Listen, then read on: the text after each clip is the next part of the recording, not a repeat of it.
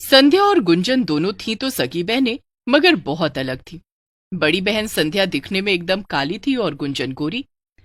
संध्या के रंग की वजह से अक्सर लोग उसे बदसूरत कहते थे। इसी वजह से उसकी शादी भी नहीं हो पा रही थी।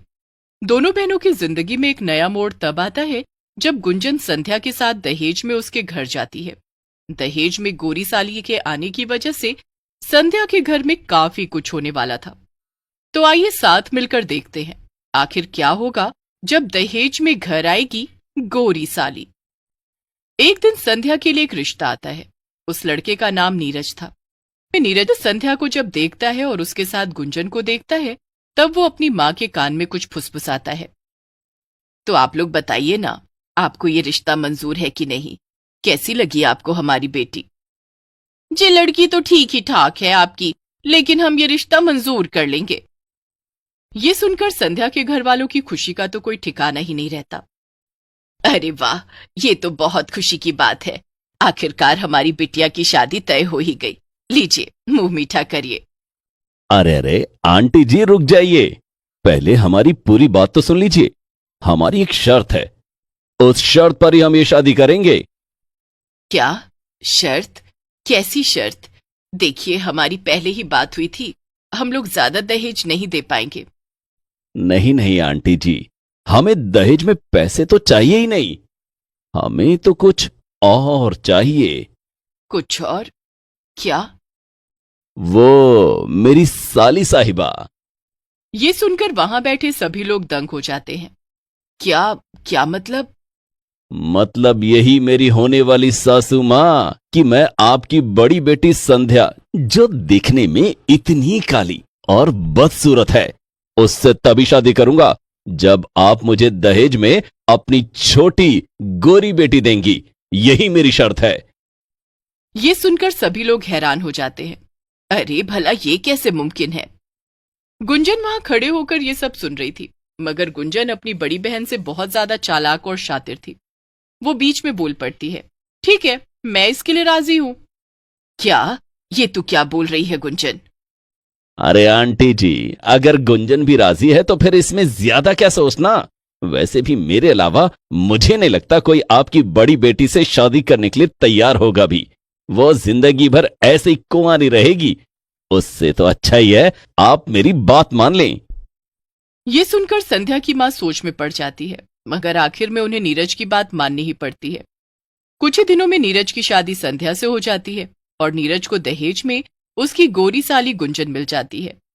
नीरज ने शादी के बाद रहने के लिए एक नया आलीशान घर लिया था और अब वो तीनों अपने आलीशान घर में रह रहे थे। मगर नीरज हर वक्त बस अपनी साली गुंजन के ही पीछे पीछे घूमता रहता था और उसे संध्या से कोई भी लेना देना नहीं था। एक दिन संध्या दोपहर का सारा खाना बनाकर नीरज के पास जाती है और उससे कहती है, नीरज जी, सारा खाना तैयार है। आज मैंने आपकी पसंद का खाना बनाया है, चलिए हम लोग साथ में खाते हैं। हाँ हाँ, वो सब तो ठीक है, पर ये गुंजन कहाँ है? सुबह से दिखाई नहीं दी। जब तक उसे देख ना लूं मेरे दिन की तो शुरुआत ही नहीं होती। और कहां तूने सुबह सुबह अपना मुंह दिखा दिया, कलूटी कहीं की। अरे, आप मुझसे ऐसे बात क्यों कर रहे हैं? भला मैंने क्या किया है? मैंने तो आपकी पसंद का खाना बनाया है। तो और कैसे बात करूं महारानी तुझसे? और खाना बनाकर मुझ पे एहसान किया है क्या? खैर, हट तू मेरे सामने से। अभी मैं गुंजन को खाने के लिए बुला कर लाता हूं। इतना कहकर नीरज गुंजन के कमरे की तरफ जाने लगता है और उसे आवाज लगाता है, गुंजन, मेरी प्यारी साली, कहां हो तुम? आओ, खाना बन चुका है, हम तुम साथ में बैठकर खाना खाएंगे। गुंजन अपने कमरे में बैठकर तैयार हो रही थी। नीरज उसे देखकर बड़ा खुश हो जाता है। क्या हुआ जीजा जी, क्यों बुला रहे हैं आप मुझे? अरे गुंजन, खाना बन चुका है, आओ हम दोनों साथ बैठकर खाना खाएंगे। क्या? पर मेरा तो आज घर पर खाना खाने का मन ही नहीं है। आज मेरा पिज्जा खाने का मन है। क्या? तो ठीक है ना, कोई बात नहीं। चलो, आज हम दोनों साथ में घूमने चलते हैं और हम दोनों पिज्जा खाकर मूवी देखने चलेंगे। अच्छा, अरे वाह, ये तो बहुत ही बढ़िया आइडिया है। वैसे हम उस संध्या का क्या करेंगे? उसे भी साथ लेकर जाएंगे क्या? अरे नहीं नहीं, उसने घर पर खाना बनाया ना, वो खाएगी यहीं घर पर बैठकर। हम तुम चलते हैं और मजे करते हैं। वाह वाह, ये तो अच्छा प्लान है, चलिए चलते हैं। फिर क्या था, नीरज गुंजन को लेकर बाहर पिज्जा खाने चला जाता है और संध्या घर पर ही रह जाती है। हे भगवान, इससे तो अच्छा होता कि मैं ये शादी ही ना करती। मेरा पति तो वैसे भी दिन रात मेरी बहन के पीछे पीछे घूमता रहता है। मेरी तो किस्मत ही फूटी हुई है। गुंजन और नीरज देर रात तक बाहर घूमते रहते हैं। फिर वो दोनों काफी देर में घर आते हैं। उधर संध्या घर पर दोनों का इंतजार कर रही थी।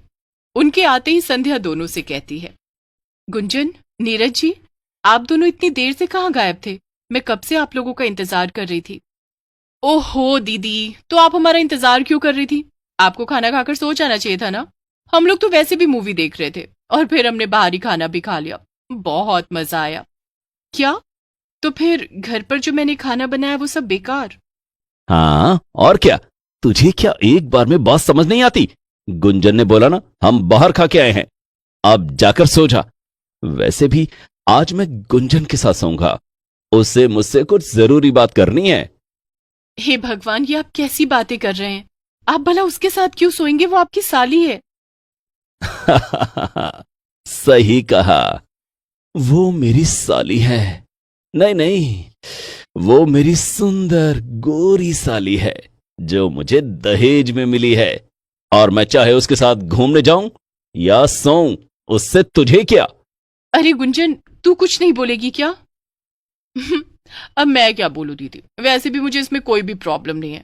और तो और मुझे जीजा जी से कुछ जरूरी बात भी करनी है, इसलिए मैं इन्हें अपने कमरे में ले जा रही हूँ। आप सो जाइए।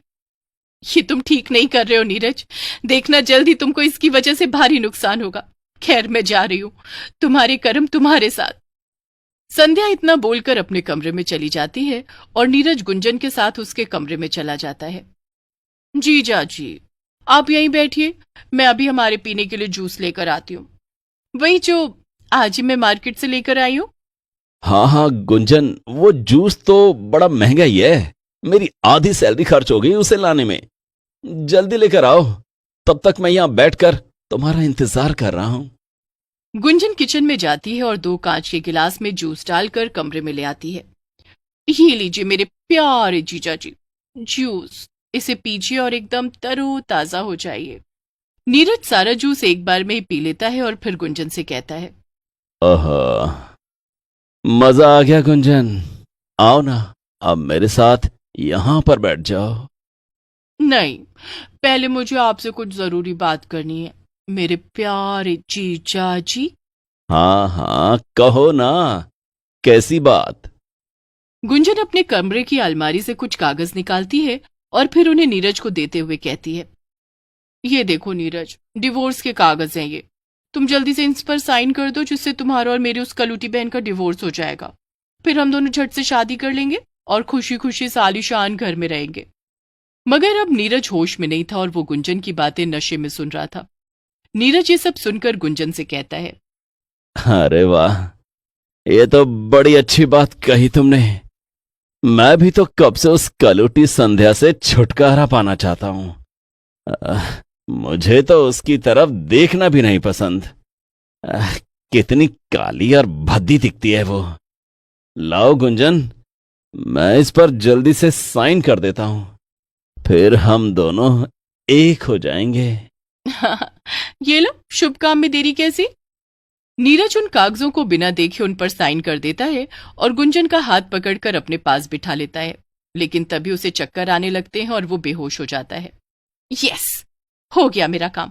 कितनी देर मुझे इस नीरज को झेलना पड़ा अपना काम करवाने के लिए, लेकिन अब मैं और मेरी बहन सुकून से अपनी जिंदगी जी पाएंगे।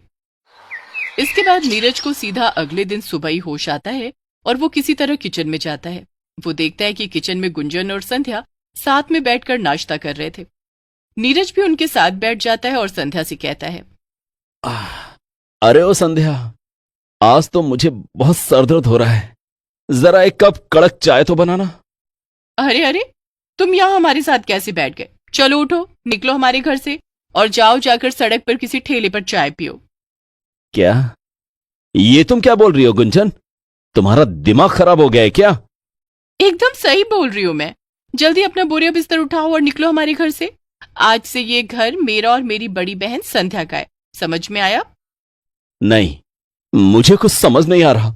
ए संध्या, कहीं तेरी बहन पागल